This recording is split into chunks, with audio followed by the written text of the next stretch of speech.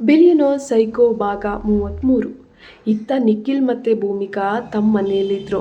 ರಮ್ಯಾ ಕ್ರೂರವಾಗಿ ನಿಖಿಲ್ನ ಮಗುವನ್ನು ಕೊಂದಿದ್ದಾಳೆ ಮತ್ತು ಕಳ್ಳತನ ಮಾಡಿದ್ದಾಳೆ ಅನ್ನುವಂತಹ ಎಲ್ಲ ಕರಾಳ ಸತ್ಯ ಈಗ ಇಡೀ ಆಫೀಸಿನ ಉದ್ಯೋಗಿಗಳಿಗಾಗಿರ್ಬೋದು, ಅಕ್ಕಪಕ್ಕದವರಿಗಾಗಿರ್ಬೋದು, ಎಲ್ಲರಿಗೂ ಕೂಡ ತಿಳಿದು ಹೋಗಿರುವಂಥದ್ದು.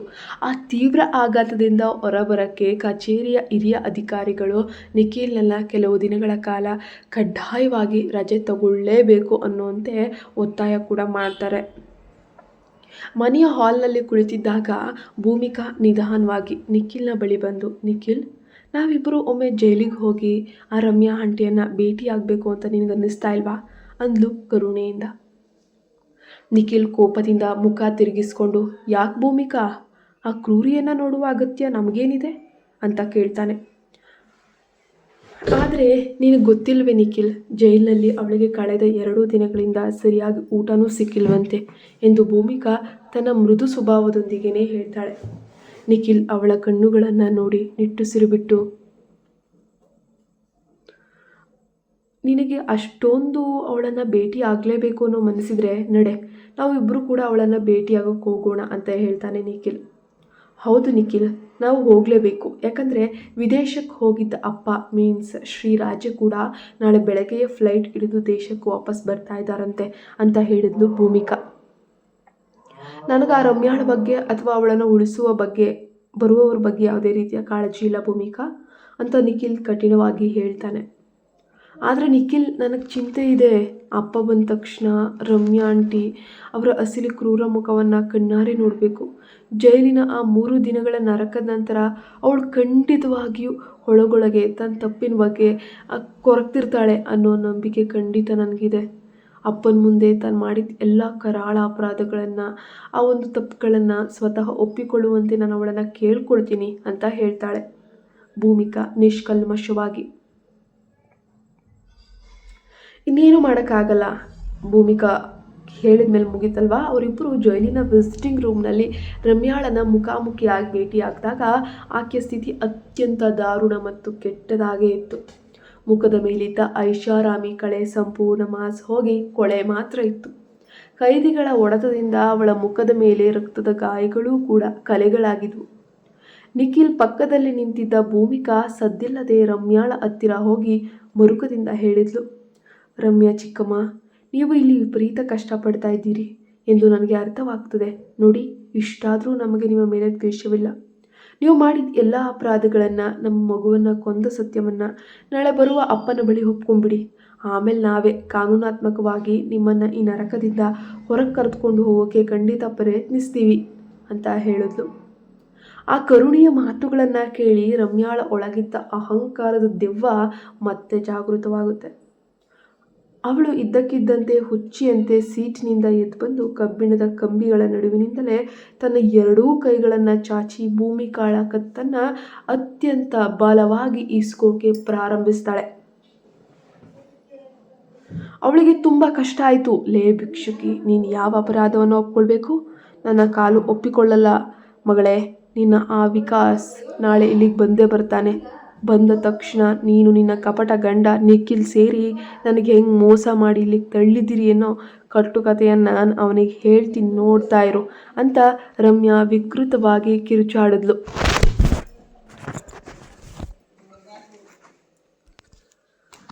ಅವಳು ಭೂಮಿಕಾಳ ಉಸಿರುಗಟ್ಟಿಸುತ್ತಿರುವುದನ್ನು ಕಂಡ ನಿಖಿಲ್ ತಕ್ಷಣವೇ ರೋಷದಿಂದ ಮುನ್ನುಗ್ಗಿ ರಮ್ಯಾಳ ಕೈಗಳನ್ನು ಬಲವಂತವಾಗಿ ಬಿಡಿಸಿ ಅವಳನ್ನು ದೂರಕ್ಕೆ ತಳ್ತಾನೆ. ಭೂಮಿಕಾಳನ್ನು ತನ್ನೆದೆಗೆ ಅಪ್ಪಿಕೊಂಡು ಅವಳಿಗೆ ಸಮಾಧಾನ ಕೂಡ ಮಾಡ್ತಾನೆ. ನಿಖಿಲ್ ಭೂಮಿಕಾಳ ಮುಖವನ್ನು ನೋಡುತ್ತಾ ಕೋಪದಿಂದ ಹೇಳ್ತಾನೆ, ನೋಡು ಭೂಮಿಕಾ, ನಾನು ನಿನಗೆ ಮೊದಲೇ ಹೇಳಿದ್ದೆ ತಾನೆ, ಈ ಮೂರ್ಖ ಕ್ರೂರ ಮಹಿಳೆ ಜಗತ್ತಿನಲ್ಲಿ ಯಾವುದೇ ಸಹಾನುಭೂತಿಗಾಗಲಿ ಅಥವಾ ಕರುಣೆಗಾಗಲಿ ಪ್ರೀತಿಗಾಗಲಿ ಖಂಡಿತ ಅರ್ಹಳಲ್ಲ ಅಂತ. ಜೈಲಿನ ನರಕದಲ್ಲಿದ್ದರೂ ಕೂಡ ಅವಳಿಗೆ ತನ್ನ ತಪ್ಪಿನ ಅರಿವಾಗಿಲ್ಲ. ಬದಲಿಗೆ ಈಗ ನಿನ್ನ ಮೇಲೆ ಜೀವಹಾನಿ ಮಾಡೋಕ್ಕೆ ದಾಳಿ ಮಾಡುವಷ್ಟು ಕೊಬ್ಬು ಇವಳಿಗಿನ್ನೂ ಹಿಡಿದಿಲ್ಲ ಎಂದು ನಿಖಿಲ್ ಸಿಂಹದಂತೆ ಗರ್ಜಿಸ್ತಾನೆ. ನಾನು ನಿನ್ನನ್ನು ಮತ್ತು ನಿನ್ನ ಈ ಭೂಮಿಕಾಳನ್ನು ಜೀವಂತವಾಗಿ ಬಿಡೋದಿಲ್ಲ. ಇಬ್ಬರನ್ನ ಕೊಂದು ಮುಗಿಸ್ತೀನಿ. ರಮ್ಯಾ ಜೈಲಿನ ಕಂಬಿಗಳನ್ನು ಹಿಡಿದು ಹಿಂಸಾತ್ಮಕಳಾಗಿ ಹುಚ್ಚಿಯಂತೆ ಕೂಗ್ತಾ ಇದ್ಲು. ನಿಖಿಲ್ ಅವಳ ಕಡೆ ತಣ್ಣಗೆ ನೋಡಿ, ಮೊದಲು ಇವತ್ತು ರಾತ್ರಿ ಜೈಲಿನ ಒಳಗಡೆ ಬದುಕುಳಿರಿ ಮಲ್ತಾಯಿ, ಆಮೇಲೆ ನಾಳೆ ಬೆಳಗ್ಗೆ ನೀವು ನನ್ನನ್ನು ಭೂಮಿಕಾಳನ್ನು ಹೆಂಗೆ ಕೊಲ್ತೀರಿ ಅಂತ ನಾನು ಕೂಡ ಸ್ವಲ್ಪ ನೋಡ್ತೀನಿ ಎಂದು ಖಡಕ್ಕಾಗಿ ಹೇಳುತ್ತಾ ಭೂಮಿಕಾಳ ಕೈಯನ್ನು ಹಿಡಿದು ಗಾಂಭೀರ್ಯದಿಂದ ಜೈಲಿನ ವಿಸಿಟಿಂಗ್ ರೂಮ್ನಿಂದ ಹೊರಗೆ ಹೋಗ್ತಾನೆ.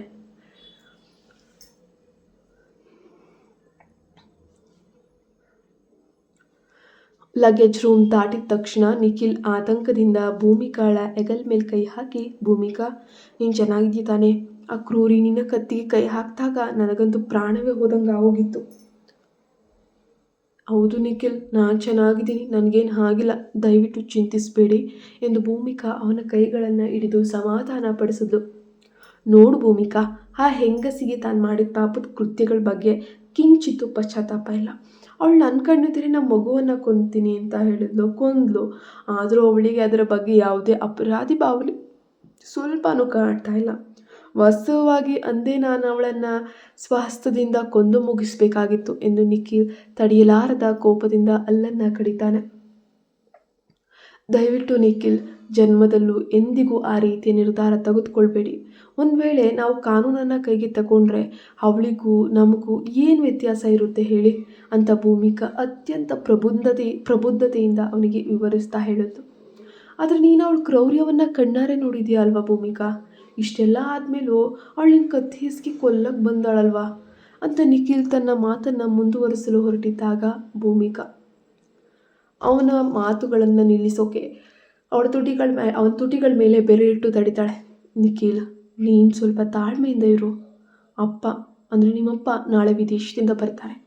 ನಾವು ಆಕೆನ ಈಗಾಗಲೇ ಜೈಲಿಗೆ ಹಾಕಿ ಈ ರೀತಿ ಸನ್ಮಾನ ಮಾಡಿದ್ದೀವಿ ಅಂತ ಗೊತ್ತಾಗಿ, ಅವಳು ಕಳೆದ 3 ದಿನಗಳಿಂದ ಹಸಿವು ನರಕದಿಂದ ನೋಡಿದ್ದಾಳೆ ಅಂತ ಗೊತ್ತಾಗಿ, ಜೈಲಿನ ಕೈದಿಗಳಿಂದ ಚೆನ್ನಾಗಿ ಧರ್ಮದೇಟು ತಿಂದಿದ್ದಾಳೆ. ಆದರೆ ನಾವು ನಮ್ಮ ಮಗುವಿನ ಸಾವಿಗೆ ಒಂದು ಅಂಥದ ಸೇಡನ್ನು ತೀರಿಸ್ಕೊಂಡಿದ್ದೇವೆ. ಇನ್ನುಳಿದ ನಿರ್ಧಾರವನ್ನು ಅಪ್ಪ ಬಂದ ಮೇಲೆ ಅವ್ರ ಮುಂದೆ ಮಾಡೋಣ ಅಲ್ವಾ ಅಂತ ಹೇಳ್ತಾಳೆ ಭೂಮಿಕಾ. ನಿಖಿಲ್ ಇವಳ ಮಾತಿಗೆ ನಿಟ್ಟುಸಿರು ಬಿಟ್ಟು, ನನಗೆ ಆ ರಮ್ಯಾಳ ಬಗ್ಗೆ ಯಾವುದೇ ಕಾಳಜಿಯಾಗಲಿ ಚಿಂತೆಯಾಗಲಿ ಇಲ್ಲ ಭೂಮಿಕಾ ಅಂತ ಹೇಳ್ತಾನೆ. ಮರುದಿನ ಬೆಳಗ್ಗೆ ವಿದೇಶದಿಂದ ಮರಳಿರುವಂತಹ ಶ್ರೀರಾಜೆ ಮೀನ್ಸ್ ವಿಕಾಸ್ ನೇರವಾಗಿ ಆಫೀಸಿಗೆ ಹೋದಾಗ ಅಲ್ಲಿ ನಡೆದಂತಹ ಇಡೀ ಬ್ಯಾಂಕ್ ಹಗರಣ ಮತ್ತು ಮಗುವಿನ ಕೊಲೆಯ ಘಟನೆಯ ಬಗ್ಗೆ ಸಂಪೂರ್ಣವಾಗಿ ತಿಳಿದುಕೊಂಡ್ರು. ತೀವ್ರ ಆಘಾತ ಮತ್ತು ಮೌನಕ್ಕೆ ಶರಣಾದ ಅವರು ಸೀದಾ ಪೊಲೀಸ್ ಠಾಣೆಗೆ ಹೋದರು. ರಾಜೇ, ನೋಡಿ ನಿಮ್ಮ ಮಗ ನಿಖಿಲ್ ನನಗೆ ಏನು ಮಾಡಿದ್ದಾನೆ ಅಂತ ನೋಡಿ. ರಮ್ಯಾ ತನ್ನ ಕೈಕೋಳ ಬಿಡಿಸಿಕೊಂಡು ತಕ್ಷಣ ಶ್ರೀರಾಜೆ ಅವರನ್ನು ಗಟ್ಟಿಯಾಗಿ ಹಿಡಿದುಕೊಂಡು ಮಗುವಿನಂತೆ ಜೋರಾಗಿ ಅಳಲು ಪ್ರಾರಂಭಿಸಿದ್ಲು. ನಾನು ನಿಮಗೆ ಮೊದಲೇ ಹೇಳಿದ್ದೆ ಅಲ್ವಾ ರಾಜೆ, ಆ ನಿಖಿಲ್ ನನ್ನನ್ನು ಒಂದು ದಿನ ಕೊಲೆ ಕೊಡ್ತಾನೆ ಅಂತ. ಆತ ಜೈಲಿನ ಎಲ್ಲರ ಮುಂದೆ ನನ್ನನ್ನು ಭೀಕರವಾಗಿ ಅವಮಾನಿಸ್ತಾನೆ ಮತ್ತು ಸುಳ್ಳು ಕೇಸ್ ಹಾಕಿ ನನ್ನನ್ನು ಕೊಳಕು ಜೈಲಿಗೆ ತಳ್ಳಿದ್ದಾನೆ ಎಂದು ರಮ್ಯಾ ಶ್ರೀರಾಜೆ ಅವ್ರ ಮುಂದೆ ನಿಖಿಲ್ ವಿರುದ್ಧ ವಿಷಯವನ್ನು ಕಾರ್ತಾಳೆ. ಆದರೆ ಶ್ರೀರಾಜೆ ಮುಖದಲ್ಲಿ ಇವತ್ತು ಯಾವುದೇ ರೀತಿಯ ಭಾವನೆಗಳಿಲ್ಲದ ಅತ್ಯಂತ ಮೌನವಾಗಿದ್ರು. ಅವರು ಏನು ಮಾತಾಡದೆ ಪೊಲೀಸ್ ಪ್ರಕ್ರಿಯೆ ಮುಗಿಸಿ ರಮ್ಯಾ ಮತ್ತು ಯಶ್ ಇಬ್ಬರನ್ನ ಜೈಲಿನಿಂದ ಹೊರಗೆ ಕರೆದೊಯ್ದರು. ಅವರೆಲ್ಲರೂ ನೇರವಾಗಿ ತಮ್ಮ ಕಾರ್ನಲ್ಲಿ ರಾಜಮಾನ್ಷನ್ ಕಡೆಗೆ ಹೋದರು. ಮನೆಯ ಒಳಗೆ ಹೆಜ್ಜೆ ಇಟ್ಟ ತಕ್ಷಣ ಸೀದಾ ಅಡುಗೆ ಮನೆಯ ಕಡೆಗೆ ಹೊರಡ್ಲು. ಕಳೆದ 3 ದಿನಗಳಿಂದ ಜೈಲಿನಲ್ಲಿ ಒಂದು ತುರ್ತು ಊಟ ಮಾಡದ ಕಾರಣ ಅವಳಿಗೆ ವಿಪರೀತ ಅಂದರೆ ಗಾಢವಾದ ಹಸಿವಾಗಿತ್ತು. ಅವಳು ಹೊಟ್ಟೆ ತುಂಬ ತಿಂದು ತೆಗೆದ ನಂತರ ಮತ್ತೆ ರಾಜಗಾಂಭೀರ್ಯದ ಮುಖವಾಡ ಧರಿಸಿ ಅದೇ ತೇಟ್ ಮಲತಾಯಿಯ ಹಾಗೆ ಹಾಲಿಗೆ ಬಂದಳು. ಅಲ್ಲಿ ಶ್ರೀರಾಜೆ ಕೆಲವೊಂದಷ್ಟು ಕರಾಳ ಆಸ್ತಿ ಮತ್ತು ಬ್ಯಾಂಕ್ ವಂಚನೆಯ ದಾಖಲೆಗಳನ್ನು ಕೈಯಲ್ಲಿ ಹಿಡ್ಕೊಂಡು ಅತ್ಯಂತ ಗಂಭೀರವಾಗಿ ನಿಂತಿದ್ರು. ರಮ್ಯಾ ತನ್ನ ಹಳೆ ಆಟಿಟ್ಯೂಡನ್ನು ತೋರಿಸುತ್ತಾ, ರಾಜೆ, ನೀವೇನಾದರೂ ಇವತ್ತು ಸಮಯಕ್ಕೆ ಸರಿಯಾಗಿ ಬಂದು ನನ್ನನ್ನು ಬಿಡಿಸ್ತಿದ್ರೆ ಆ ನಿಮ್ಮ ಕ್ರೂರಿ ಮಗ ನಿಖಿಲ್ ನನ್ನನ್ನು ಜೈಲಿನಲ್ಲೇ ಕೊಂದು ಮುಗಿಸ್ತಿದ್ದ. ಅದು ತುಂಬಾ ಸ್ವಾರ್ಥಿ ಮತ್ತು ಅಪಾಯಕಾರಿ ಮನುಷ್ಯ ಅಂತ ಶ್ರೀರಾಜೆ ಅವರು ಹೇಳ್ತಾರೆ. ಶ್ರೀರಾಜೆ ತಣ್ಣಗೆ, ನಿಖಿಲ್ ಮತ್ತು ಭೂಮಿಕಾ ಈಗ ಇತ್ತ ಕಡೆಯೇ ಬರ್ತಾ ಇದ್ದಾರೆ, ನಾವು ಅವ್ರು ಬಂದ ನಂತರ ಒಟ್ಟಿಗೆ ಮಾತಾಡೋಣ ಅಂತ ಹೇಳ್ತಾರೆ. ಅವರ ಮಾತನ್ನು ಕೇಳಿ ರಮ್ಯಾ ಮನಸ್ಸಿನಲ್ಲೇ ಅಹಂಕಾರದಿಂದ ನಗುತ್ತಾ, ಬರಲಿ ಆ ನಿಖಿಲ್ ಮತ್ತು ಭೂಮಿಕಾ ಇಲ್ಲಿಗೆ ಬರಲಿ. ಇವತ್ತು ರಾಜೆ ಖಂಡಿತವಾಗಿಯೂ ಅವರಿಬ್ಬರಿಗೂ ಕೂಡ ಸರಿಯಾದ ಪಾಠನೇ ಕಲಿಸ್ತಾರೆ. ನನ್ನನ್ನು ಜೈಲಿಗೆ ಹಾಕಿದ್ದಕ್ಕೆ ಅವರಿಬ್ಬರನ್ನ ಮನೆಯಿಂದಲೇ ಆಚೆ ತಳ್ತಾರೆ ಅಂತ ಯೋಚಿಸಿದ್ಲು. ಅವಳು ಅತ್ಯಂತ ನಿರಾಳವಾಗಿ ತನ್ನ ಕೋಣೆಗೆ ಹೋಗಿ ಜೈಲಲ್ಲಿ ಬಿದ್ದಿದ್ದ ಗಾಯಗಳಿಗೆ ಸ್ವಲ್ಪ ಔಷಧನ ಹಚ್ಕೊಂಡು ಡೆಟಾಲಲ್ಲೆಲ್ಲ ಕ್ಲೀನ್ ಮಾಡ್ತಾ ಇದ್ದಾಳೆ. ನಿರಾಳವಾಗಿ ಸ್ನಾನ ಮಾಡಿ ತನ್ನ ಐಷಾರಾಮಿ ರೇಷ್ಮೆ ಬಟ್ಟೆಯನ್ನು ಬದಲಾಯಿಸ್ಕೊಂಡು ಕೆಳಗೆ ಬರೋಕ್ಕೆ ಸಿದ್ಧಳಾದ್ಲು. ಆದರೆ ಕೆಳಗೆ ಅವಳು ಇಡೀ ಸಾಮ್ರಾಜ್ಯವೇ ಧೂಳಿಪಟ ಆಗುವಂತಹ ಮಹಾ ಬಿರುಗಾಳಿ ಕಾಯ್ತಾ ಇದೆ ಅನ್ನುವಂತಹ ಸತ್ಯ ಆ ಮಾಯಾವಿಗೆ ಗೊತ್ತಾಗಲೇ ಇಲ್ಲ.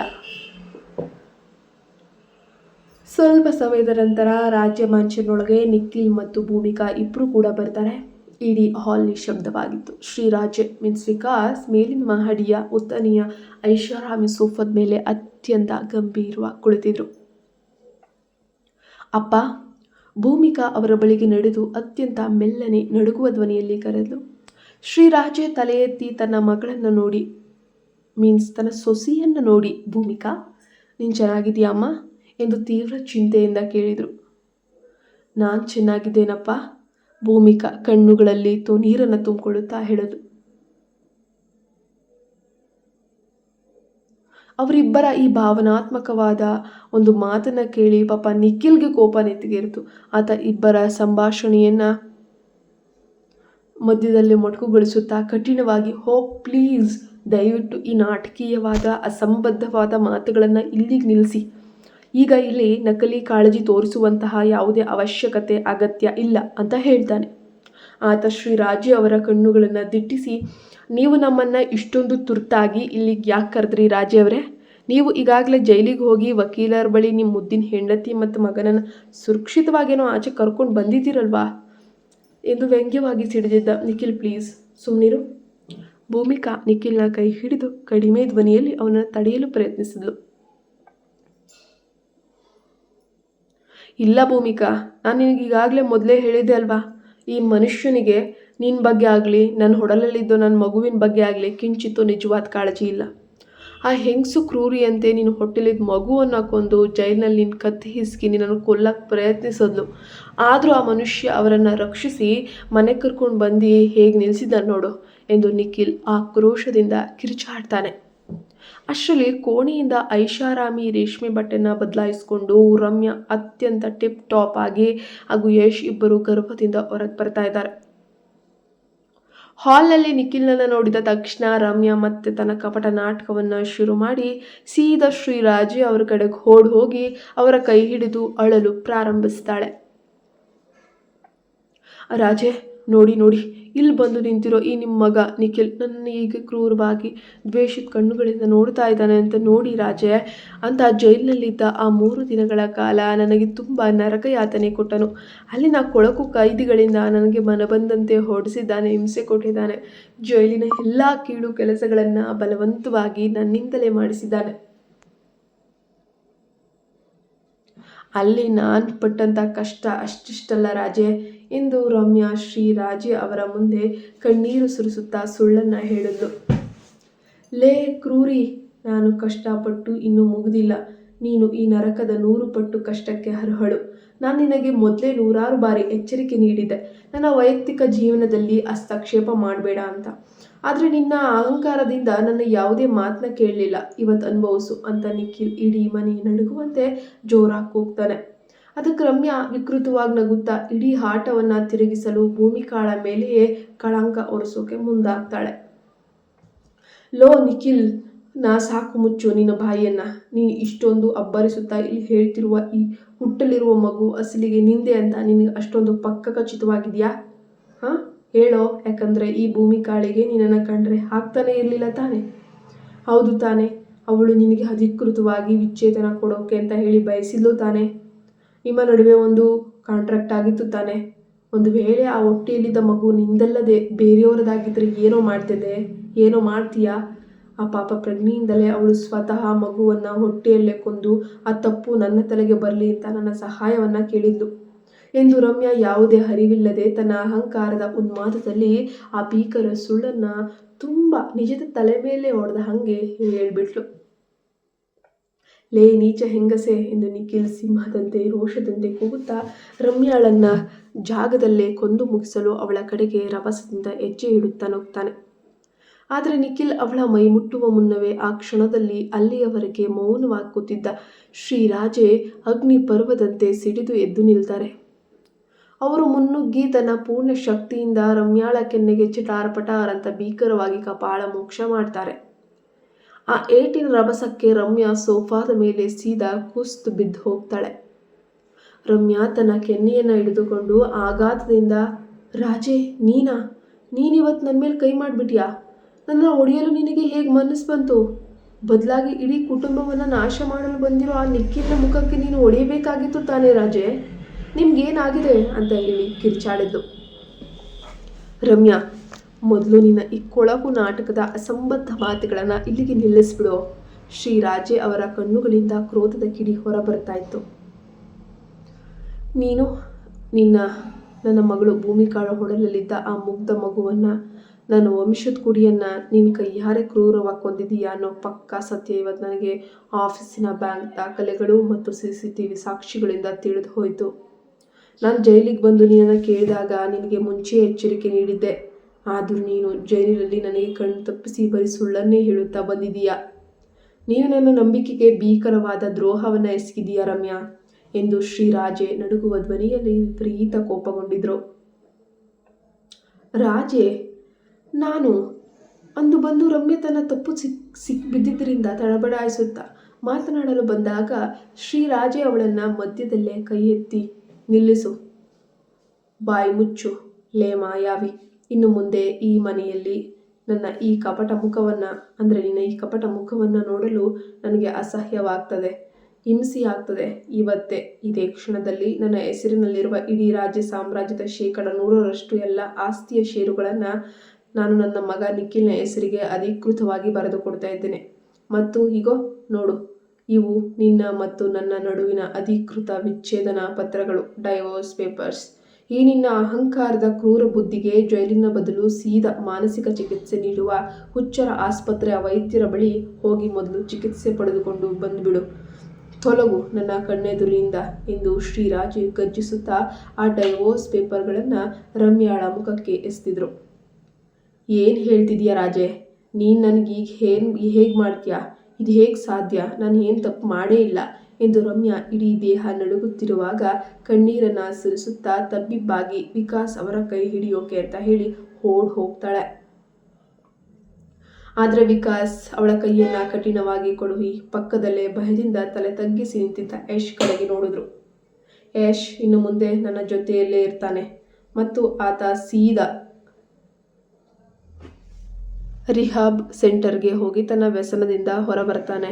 ನಿನ್ನ ಈ ಕೊಳಕು ಬುದ್ಧಿ ಮತ್ತು ನಡತೆಯಿಂದಾಗಿ ನನ್ನ ಮಗ ಯಶ್ ಕಷ್ಟಪಡೋದು ನನಗೆ ಇಷ್ಟ ಇಲ್ಲ ಅಂತ ಕಠಿಣ ಧ್ವನಿಯಲ್ಲಿ ಹೇಳಿದ್ರು ವಿಕಾಸ್. ಅದನ್ನು ಕೇಳಿದ ರಮ್ಯಾಳಿಗೆ ತಾನು ಸಂಪೂರ್ಣವಾಗಿ ಒಂಟಿಯಾಗುತ್ತಿರುವುದು, ತನ್ನ ಎತ್ತ ಮಗನೂ ಕೂಡ ದೂರ ಆಗ್ತಾ ಇರೋದು, ತನ್ನ ಇಡೀ ಆಟ ಕೊನೆಯಾಗ್ತಿರುವುದು ಅರಿವಾಯಿತು. ಅವಳ ಮುಖದಲ್ಲಿದ್ದ ಭೀತಿ ತಕ್ಷಣವೇ ತೀವ್ರ ಆಕ್ರೋಶವಾಗಿ ಬದಲಾಯಿತು. ಅವಳು ಕೋಪದಿಂದ ಕಿರ್ಚುತ್ತಾ, ವಿಕಾಸ್, ನಾನಿದನ್ನು ಎಂದಿಗೂ ಒಪ್ಕೊಳ್ಳೋದಿಲ್ಲ. ನಿನ್ನನ್ನು ಮೊದಲಿನಿಂದಲೂ ಕೂಡ ನಾನು ತೀವ್ರವಾಗಿ ದ್ವೇಷಿಸುತ್ತಾ ನಿನ್ನ ವಿರುದ್ಧವೇ ನಿಂತಿರೋ ಈ ಒಂದು ಕಿಡಿಗೇಡಿ ನಿಖಿಲ್, ಇವನಿಗೆ ನೀನು ನಿನ್ನ ಇಡೀ ಸಾಮ್ರಾಜ್ಯವನ್ನು ಎಲ್ಲನ ಹೆಂಗೆ ಕೊಡ್ತೀಯಾ ಎಂದು ರಮ್ಯಾ ಅಲ್ಲನ್ನು ಕಡಿಯುತ್ತಾ ಕೇಳ್ತಾಳೆ. ಕತೆ ಮುಂದುವರಿಯುತ್ತೆ. ನೀವಿನ್ನು ನಮ್ಮ ಚಾನಲ್ಗೆ ಸಬ್ಸ್ಕ್ರೈಬ್ ಆಗಿಲ್ಲ ಅಂದರೆ ಈ ಕೂಡಲೇ ಸಬ್ಸ್ಕ್ರೈಬ್ ಆಗಿ ಪಕ್ಕದಲ್ಲಿ ಕಾಣೋ ಬೆಲ್ ಐಕನ್ನ ಪ್ರೆಸ್ ಮಾಡಿ ನೋಟಿಫಿಕೇಶನ್ನ ಆನ್ ಮಾಡಿ ಇಟ್ಕೊಳ್ಳಿ. ಈ ಕತೆ ಹೇಗಿತ್ತು ಅನ್ನೋದನ್ನು ದಯವಿಟ್ಟು ಕಮೆಂಟ್ ಮೂಲಕ ತಿಳಿಸೋದನ್ನು ಮರಿಬೇಡಿ. ಲೈಕ್, ಶೇರ್, ಕಮೆಂಟ್ ಮಾಡಿ. Thank you.